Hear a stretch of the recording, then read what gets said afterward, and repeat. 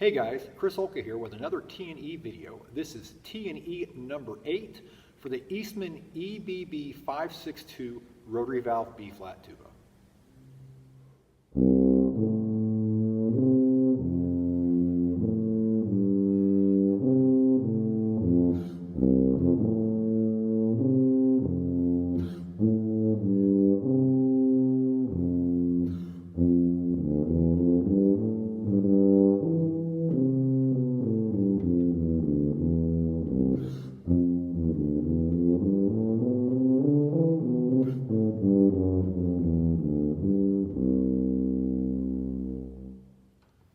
Okay, so before I start talking about the tuba, I wanted to take an opportunity to tell you about a recent experience that I had that was really kind of transformative.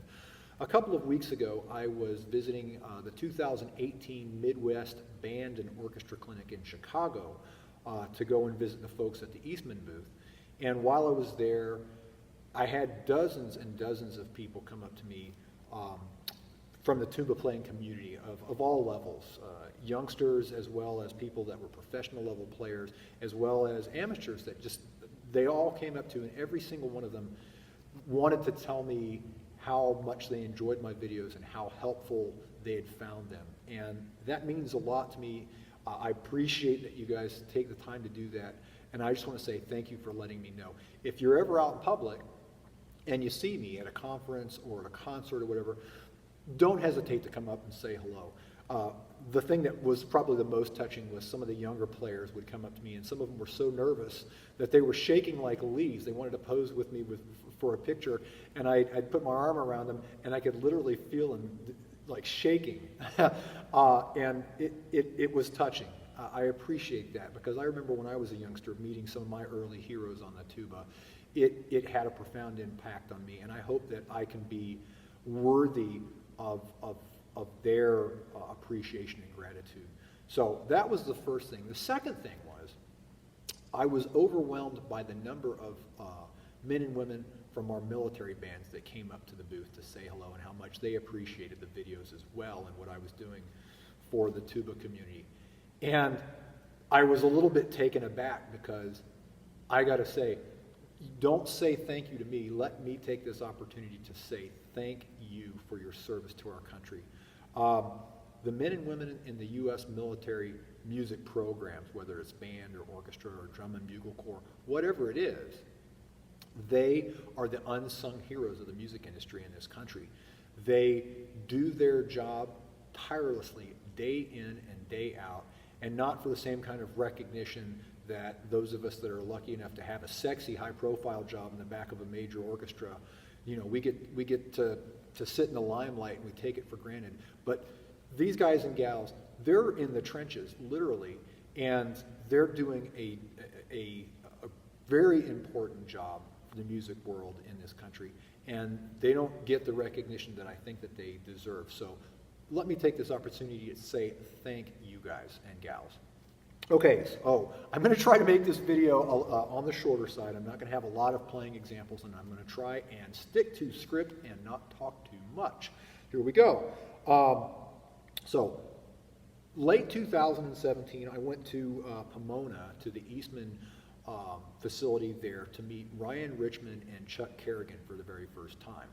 And during that visit, they took me in a room, and they wanted to show me their entire catalog of tubas that they were currently making, or prototypes that they had in development. And it was mood lit to special effects. So I go in this beautiful room that's like a studio, and they've got their tubas lined up in a half circle, and the lighting was just perfect.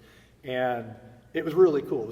It still sticks out in my mind. And so in the process of going through all the instruments, picking them up and playing them, and giving notes and thoughts to Ryan and Chuck, there was one particular instrument, among many, but there was one that really stood out and kind of surprised me. I wouldn't have, necessarily walked over and picked it up had they not encouraged me to try it. And it was the EBB562, their large 4/4 or 5/4 rotary valve German-style B-flat tuba. It was, at that point in their catalog, kind of an intermediate or advanced student-level instrument, is the way that it had been characterized.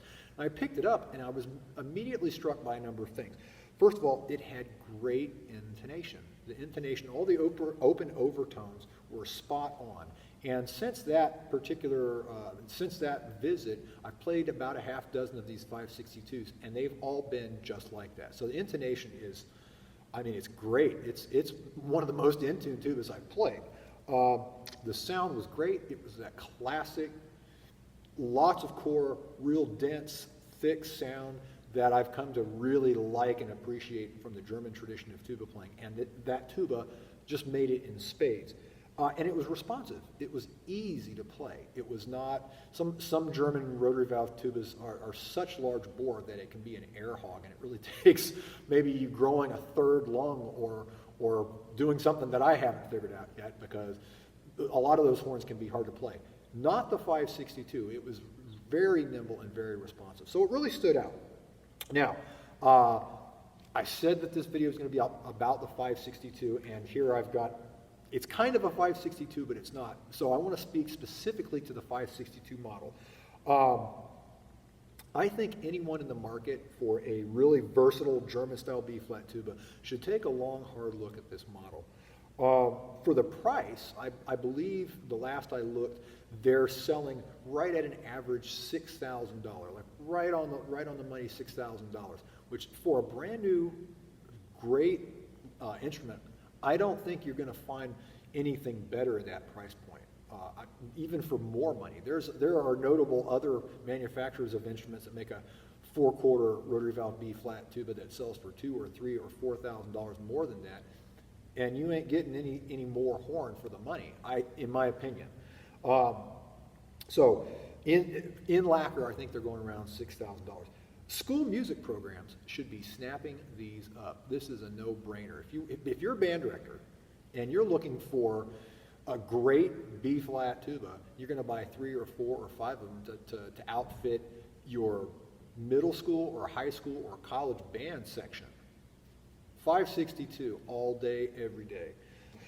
Jim Cipriano, who's an Eastman Wind's tuba artist and in the Army band, he plays one and he loves it.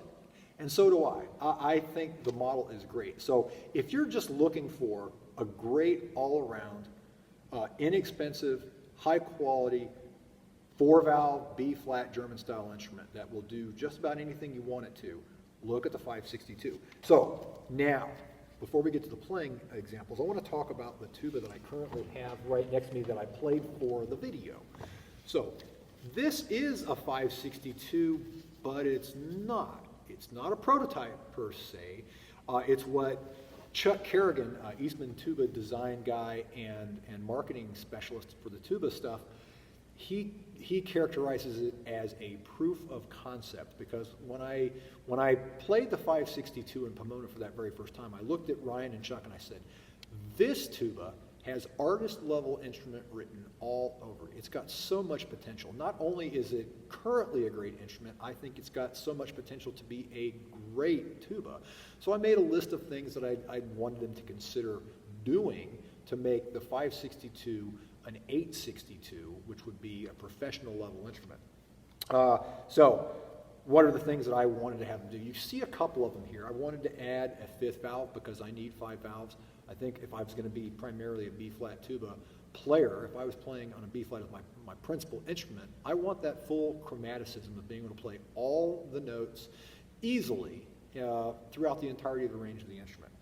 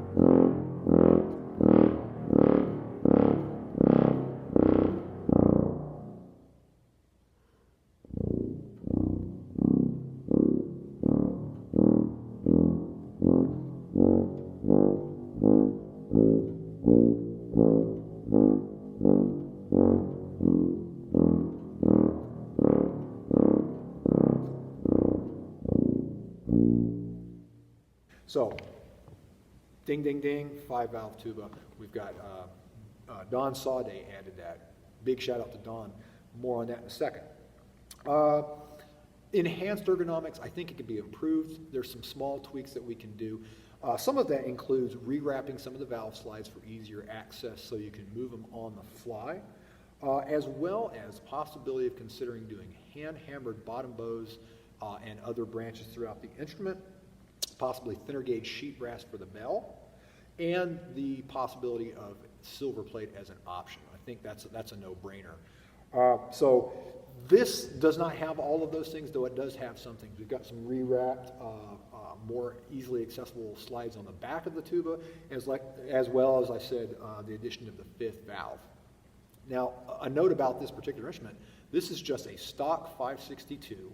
It was actually a B stock, or no, I think it was a C stock instrument. I think it got some damage maybe in shipping or had some finish issues from the factory, so it wasn't passing muster. They weren't going to sell it. It was sitting in the corner of Don Sauday's shop, and they said, let's make this our guinea pig. So that's what this particular instrument is, and more to come on that. It's basically just a stock 562 with some rewrapped valves, rewrapped valve slides, as well as the addition of a 5th valve. So that's what I'm playing for the video. So I think that pretty much does it. We'll get into the playing section of this now, and I don't think that I'll wrap it up. I think I'll just leave off and just wrap it up at the end with just playing examples. Again, I got to say thanks to Ryan Richmond, Chuck Kerrigan, and especially a shout out to Don Sauday, who's their torch jockey out in California in the Eastman Tuba Skunk Works. Thanks for listening to me and my ideas and implementing as much of them as you could, given the time frame we had to work with and the materials we had available at the time. Like I said, this isn't a prototype per se, but it's a great instrument. It's a big step in the direction that I want to go with B-flat tuba development, and I hope the video, which is representative, I think, of what the potential of the 562 already is and what it can be, is something that you find enjoyable in the accompanying video. So thanks. It's literally New Year's Eve 2018, so I hope you had a great Christmas, and I hope you have a great 2019. Happy New Year's, and take care.